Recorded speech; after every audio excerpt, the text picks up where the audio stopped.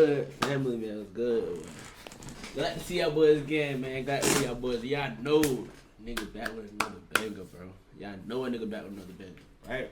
So, I ain't did no movie trailer in a minute, I ain't did no movie trailer in a minute. But this right here it's not really the trailer. I'm not reacting to the trailer. Because a lot of the trailers is like kind of crazy copyright. And it's like some of them is kind of like made up. It's not an actual trailer. I can't really react to the actual trailer because, But it is a breakdown of what the movie can be expected of. And I think Mufasa I feel like it's gonna be better than Lion King, bro. And the reason why I say that is because we already knew how Lion King was when they made the real one.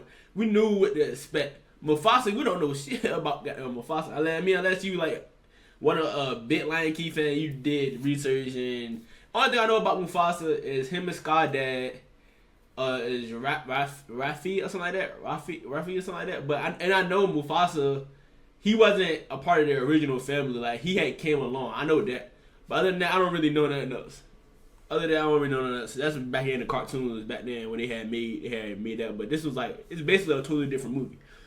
But I guess the video we're gonna watch, he kind of just breaks it down. We're saying what the trailer is really about, and he said it looks promising. So that's what he said. So we'll go watch it, man. Ain't gonna do no more talking. Let's get straight into the video, man. For the upcoming Lion King prequel, The Lion King Mufasa, which is going to tell the origin story of Mufasa, Scar, and Sarabi, as well as seemingly show us the founding of the Pride Lands and the beginning of the schism between the brothers, who in this retelling are foster brothers. One of the big changes of that actually has Taka, aka Scar, as the royal prince, and Mufasa as the pauper, which at first painted Mufasa as a potential usurper, which I found to be rather strange, although later details and trailers laid that to rest. Regardless, I've been back and forth on the idea of this movie from the get-go. On one hand, I do love some Lion King, and this is a fresh story they're trying to tell. In this era of Disney remakes, it's nice when they deliver up something new or reinvent their existing IP at the very least. This is a story that has a lot of potential, as the backstory of Mufasa and Scar has always been rather mysterious in how these brothers' relationship simply on the vine. It's never been explained to us in detail. I think they made some old books in the 90s, but those are a niche within a niche. No chance the majority of people have... This is what I'm talking about, yo. Like, I had seen a video of this about the old little book or whatever. And that's Scar and that's Mufasa and that's their dad, Rafi or whatever. Ever come close to reading them. So this gives the creators free rein to do anything they choose, which I'm pretty excited for. On the other hand though, let's not mince words, the first film was pretty bad, all things considered. The animation was very good in terms of that hyper-realistic quality, but the world they crafted at the same time felt devoid of emotion, life, and colour. By going in the realistic direction, there wasn't that much emotion on the faces of the animals, which in turn impacted the emotional response of the audience. The colours were... but how much emotion can you put on a live animal? It's not like it's a cartoon. And I don't mean to go against him or that, but it's just like, right, you can't really put that much emotion on a live animal. That doesn't make sense. It's not real, bro. Come on now.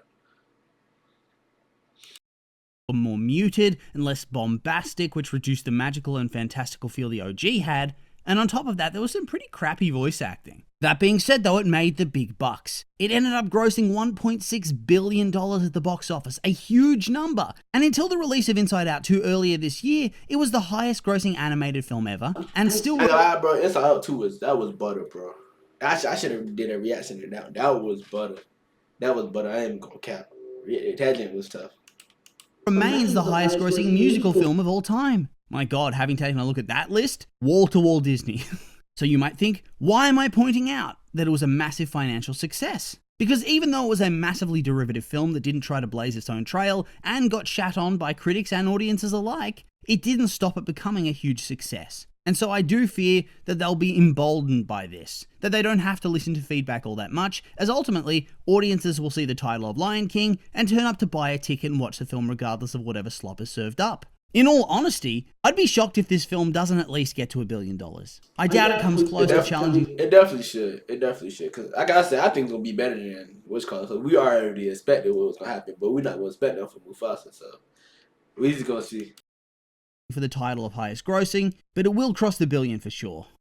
Watch it bomb after this, making me look like a massive idiot. But yes, we got the latest trailer just the other day, which this time shows a whole heap more of the story and the characters. Previously, it was a lot of environmental shots, and we had to figure things out. We knew that Taka saved Mufasa as a lost cub, and they'd later on be attacked by that pride of white lions and go on their own journey. But beyond that, not really all that much was known. We had to infer and piece things together. Here, suddenly it all becomes a lot clearer. Okay, so here we go. Let's go through the latest trailer and see what we can find. So we start off with a very Timon and Pumbaa intro, where they're walking past the title screen and they notice the camera and approach it. They speak, but it doesn't really look like their mouths are moving, does it? And the faces are very devoid of any expression whatsoever, especially Pumbaa. I'm not saying it would be easy to animate a photorealistic... He ain't worried about a face. What? Like, bro, you're worrying about a face, like, worry about the trailer. You worrying about the face. Tell us how people feel. Like, it's a live action, bro. What more do you expect? Warthog that has an emotive face. But yeah, also I still can't get past the voice change, especially for Seth Rogen. It really takes me out of the movie whenever this dude speaks at all. Perhaps he's got too much of an iconic voice, but it's not in the same way as the late James Earl Jones, who slipped into different roles like Darth Vader and Mufasa with ease. I can't explain it, but his voice is just, yeah. We then get a little bit of a recap of the stuff we've seen in some of the various different teasers and trailers. We have Rafiki sit down with Kiara and tell her a story about Scar, with Timon and Pumbaa tagging along to hear it. So I'm guessing Kiara and her dad are going to have some sort of argument, where he's trying to keep her safe due to his trauma of all the stuff with Scar, and it comes active. This leads to Rafiki deciding that she needs to know the truth of everything. Either that or he just likes telling stories, and she's a captive audience being a little cub. I do have to say though, even though that first shot with the walk past the camera gag had Timon and Pumbaa not looking great in terms of proper expression, it doesn't seem to be as much of a problem for the shots we're actually seeing from within the movie itself. There seems to have been better animation given to the actual movie, which in hindsight makes a lot of sense. I was probably being a little too harsh based on the animation we first saw here. Here though, you can see that the faces are emoting, which is a very good thing, because that's where you derive so much of that emotional response, through the movement of the face. When the mouths are moving but there's no expression, it becomes somewhat uncanny and also visually bland. That's not what you want. It's especially important when the voice acting is not that good, which I'm worried some of it will be poor. It was the first time around. There were some standouts, but there was also some very lifeless performances. I guess voice acting really is an acquired skill, even for professional actors. So like I said, we got that recap of Scar and Mufasa's origin. The Taka was the prince, and Mufasa was an orphan. They consider themselves brothers, and they're chased away from their home by the White Lion Pride, whose leader wants to be the one and only Lion King, likely killing Taka's dad, and intending to kill both of them too. We have some landscape shots, and it does look like this film... Oh, it's okay, so it's a whole nother Lion Pride. Okay. I ain't never know about that. That's a side though. Also address another one of the key critiques of the first movie, that it was visually bland. It had less colour. Here, we're seeing a lot of different landscapes and environments, all filled with heaps of colour. There was one shot in particular I really liked, with a little lion cub leading the adult lions down to a river through a meadow of purple flowers and lush grass. Hell yeah! This is the storybook world you want to see. Hyperrealism can kiss my ass completely and utterly. I don't want dry and dusty savannah. Give me colours. Give me variety. Also, I reckon that shot specifically is going to be tough. Well, bro, that legit when Simba was talking to his granddaddy Ruffy, when he was talking to him, and got then gone. Matter of fact, he wasn't talking to Ruffy. He was talking to Mufasa. He was talking to Mufasa, and that like Cloud Gen. That was tough because it actually happened in the cartoon. I thought that was pretty hard. He said it was corny, but I thought it was pretty hard. Taka taking his parents down to the river that he finds Mufasa in, which we saw in an earlier trailer. I mean, I suppose it could be Kiara, Simba, and Nala as well, but I think I'm right. I doubt Simba and Nala are going to be in much of the film at all, to be honest. It just doesn't seem likely that you want to spend that much time with a storyline that is not going to impact the plot. You want that brief Kiara intro, and then to get straight into the story so there's minimal narrative bloat. Right, bro, that's hard. That's gonna probably be the hardest part ever. Not hardest part ever, but it's the hardest part of the movie. Like just seeing like Simba's daughter like talk about granddaddy, and then the monkey talk about the granddaddy, because you know the monkey grew up basically all three of them. So it's just crazy, bro. We then get some fresh scenes. We see the moment that Mufasa and Taka meet Sarabi, who has apparently been following them for some time in order to try to find her pride. So I'm guessing that her pride was also attacked by the White Lions too? Makes sense. Taka seems pretty keen on her from the get-go, inviting her to come with them, whilst Mufasa is a little bit more distant. Tale as old as time. I really hope that the whole film doesn't just take Taka down the simp, nice guy to incel pathway. I feel like that would be a bit lazy. Give him some more motivation than just being a bit jealous. Especially since he seems to be shown as a goofy and friendly sort of lion here, not at all close to what he'd become, so I really hope they show the tragedy of his fall, but give him some legit reasons to be pissed at the same time. Although I do note that even though Mufasa isn't usurping Taka's actual kingdom, he does say that they're going somewhere where Taka can start a new kingdom himself. So I guess it could show that Taka is still getting shortchanged here. Some moral nuance and complexity would be nice. Also, I found it interesting they introduced Zazu as a friend of Sarabi. Do they ever actually speak or interact in the original film or the remake at all? I think she mentions his name when she says that Simba has to take him with him and Nala when they go off to the watering hole, but that's about it, isn't it? Oh well. Anyway, dude has really come up in the world. He goes from scout to a random lion to a majordomo of a king. Not a bad career progression for our little hornbill friend.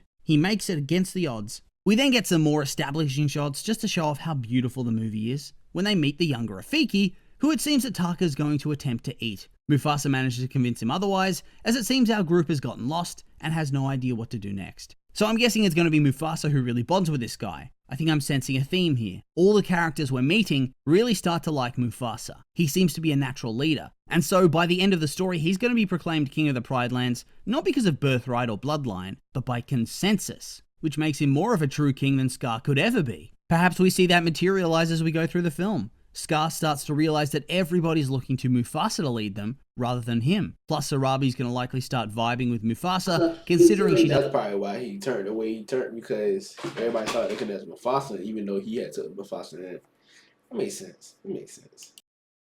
Does become his queen. And we know that Taka's also kind of keen on her. Lots of drama to be had. Also, I really think that Rafiki is going to end up being the breakout character of this whole movie. Seriously, he has by far the best voice in the trailer, and the most personality in his animation. I just think he's going to be so much fun. From here, it seems I feel like he's going to be more in the movie too, because it's about Mufasa, and he grew up with Mufasa, so it's really about that. So I feel like he's going to have a big part in the movie too. Especially that he went on the road with him, and like he traveled with him and all that. Yeah, for sure. For sure. Largely recap the idea of the white lions coming after them to cement this idea that there's only one lion king. We also see the lions get surrounded by a herd of elephants, which leads Sarabi to knock down a beehive to give them a chance to escape, so it looks like it's going to be a very action-packed movie with a lot of danger. And hopefully, not too much talking, because I'm finding more and more that I do not like the voice acting from either Mufasa or Taka, which is a bit of a shame. I think Zazu and Rafiki are good, but our leads not as much. A bit expressionless and stilted from Mufasa in his more quiet scenes. Whilst Taka, I just don't find him to be a good fit. I don't see how this guy becomes the Scar we see in the proper Lion King movie. Maybe in the OG animated version where Scar was goofy and theatrical, I could easily see it, but not in the live action verse. Here we come back to the idea of Mufasa becoming king by consensus, as he seemingly rallies not only just lions, but all animals to fight against the White Lion Pride, and then fights the king one-on-one. So you'd think that he'll eventually score the victory, the animals will all proclaim him king, and Scar will sulk. Beyond that, just a couple of quick shots to keep showing off the beauty of this movie, and this was actually a pretty decent trailer overall, I think. It showed off the movie's gorgeous visuals, as well as the improved animations in terms of expression. It explained the plot, but it doesn't spoil it either. And it gives us the greatest hits by showing off all the nostalgia characters that would draw people to buy a ticket. Hell yeah! I'm actually hyped for this, crazy as it is to say. I think it has a good chance of being genuinely good. But before we finish, I would like to say that these have all been my opinions, and now I'd like to hear yours. What do you think of the Mufasa trailer? Do you like it? Hate it? Are you excited for the film? Maybe not? I'm curious for your thoughts, so make sure to like, comment, and subscribe, and let me know. Hey, okay. Bro, I don't know how bro is talking about it, but I think from even just what he was saying, man, I think it's gonna be a good trailer for the most part. For the most part, I think it's gonna be a good trailer. Not a good trailer, but for the most part, I think it's gonna be a good movie, man. Shoot, but we'll see. I'm definitely gonna see it, bro. It's great. It come out December 20th. I want to say, I'm definitely gonna see it for sure that day. And hey, man, that's it for the video, man. Make sure y'all like, comment, subscribe, man. We on to the next one.